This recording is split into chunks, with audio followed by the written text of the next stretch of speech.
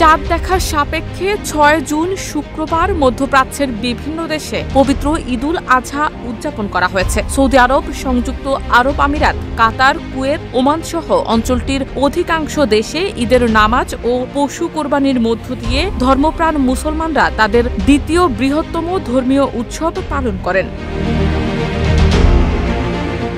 সকালে মক্কার মসজিদুল হারামে লাখো হাজি ঈদুল আজহার নামাজ আদায় করেন। এর আগে ৯ জিলহজ রাতে তারা মুজদালিফায় খোলা আকাশের নিচে অবস্থান করেন। ফজরের নামাজ শেষে সূর্য ওঠার আগেই হাজিরা মিনার উদ্দেশ্যে রওনা দেন।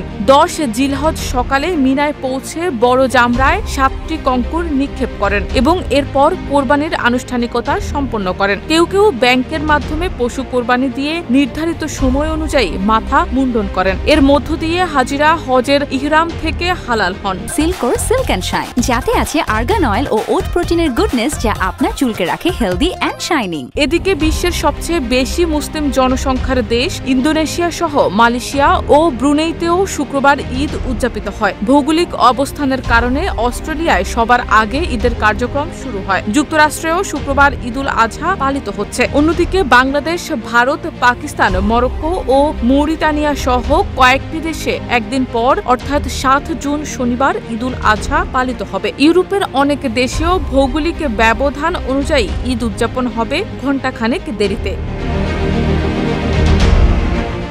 শারমিন নিশু, ঢাকা পোস্ট।